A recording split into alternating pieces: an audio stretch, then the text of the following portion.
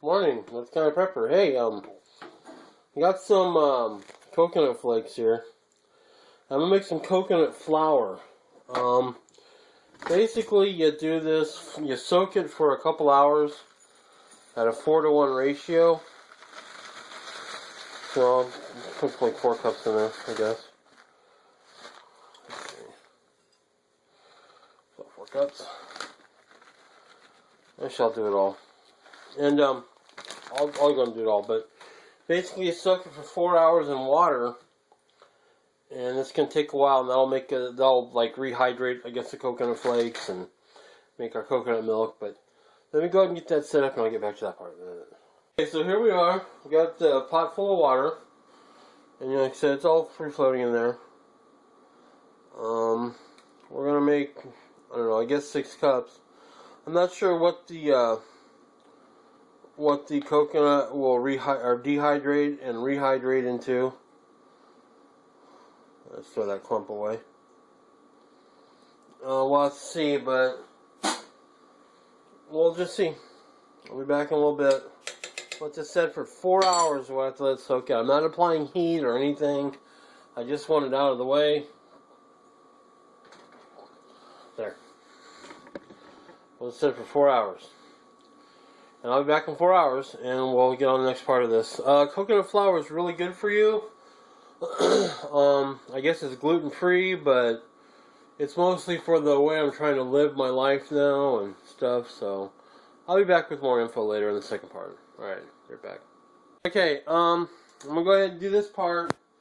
I'm going to go ahead and strain out the water. You can save that for like coconut milk if that's what you want. I don't.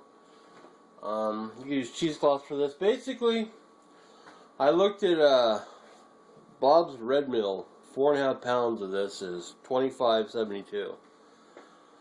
That's a lot of money for experimenting. So, basically, you can replace 20% of regular flour with the coconut flour. It's healthy and gluten-free. It's got natural sweetness, and it's low in digestible carbs. So that's what they say. So, I'm going to go ahead and get all this out. I'm going to go ahead and scoop a little first with the strainer and cheat a little bit. Because it's like I said, I filled this up to the surface. I just want to get this in here so I can squeeze it all out. Okay, we got most of the water out. I'm going to go ahead and squeeze the rest of it out as much as I can. And we're going to add back pure water back into this when we put it in the blender. So there it is. There's the first part of it. It's all rehydrated and drained. So let me go ahead and do that in a minute. Let me go move this over and get my new blender out, and we'll put it in there and I'll be right back. Alright, so I got it in the blender now. We're going to add just enough water to be able to get an emulsion going here. Okay, I'm adding some more water again. Need some more water, about another ½ cup. Should have brought it up to level with the coconut, but I didn't.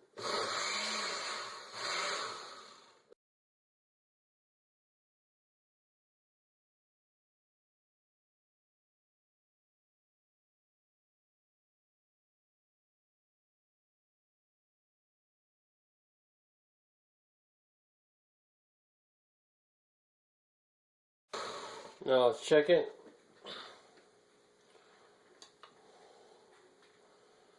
That's pretty good. There's a little bit more. And the liquid we get out of this will actually be coconut milk. So I'm just saying. So let me go ahead and strain that out and get most of the liquid out of that I can. And I'll save that liquid, or you could throw it away. I'm going to save it for coconut milk for baking recipes, but we'll get that liquid out, and then we're going to take the powder, and we're going to put it on an old pizza pan and dry it out in the oven at 200 degrees for, I don't know, whatever it takes, probably an hour or two. And I'll be back once I get it ready to go in the oven. I'm going to go ahead and strain this off camera and such, but you get the idea. I was going to do this off camera, but it worked out so well. Let me just show you how I'm going to do it. I put my strainer in there. I don't have a big strainer. I would just do that all at once. I take and pour this in here. Like I said, it's going to take a while, but basically let the milk strain out.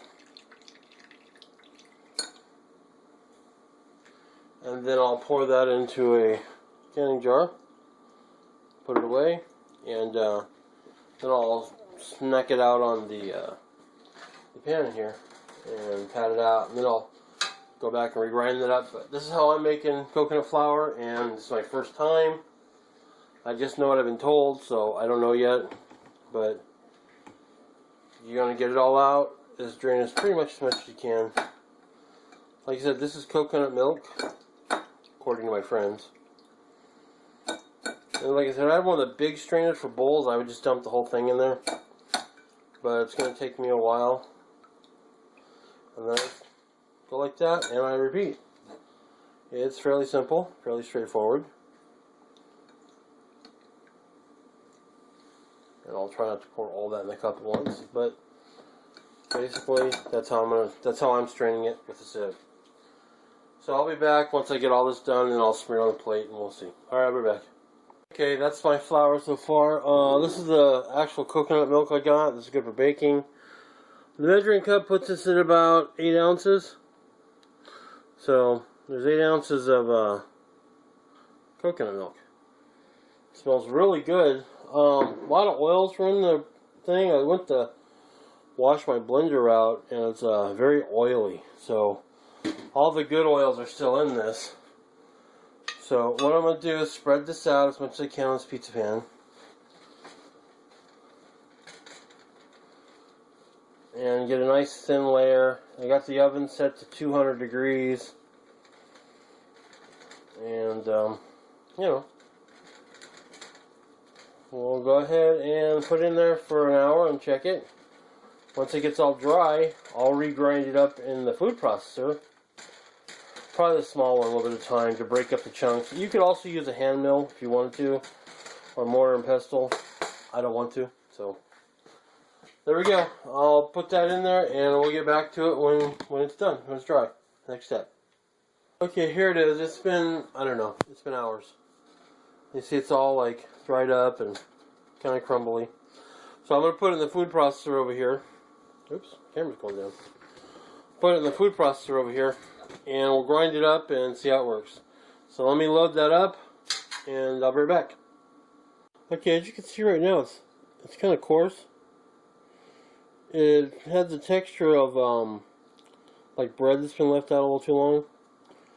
So let me go ahead and grind this down. Let me pulse this, and I will edit the sound so you don't all go deaf.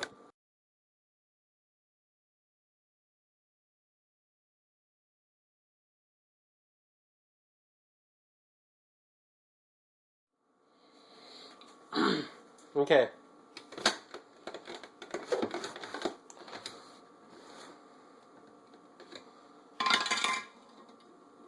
This came out like a coarse flour, as you can see.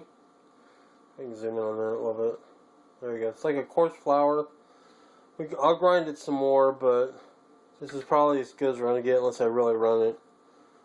But you can add this to your baking, and it's softened back up into like a goo when you do it like dough. So there you go. That's how to make whatever that's making. I forgot. It's been a very long and very hectic day with coconut flour.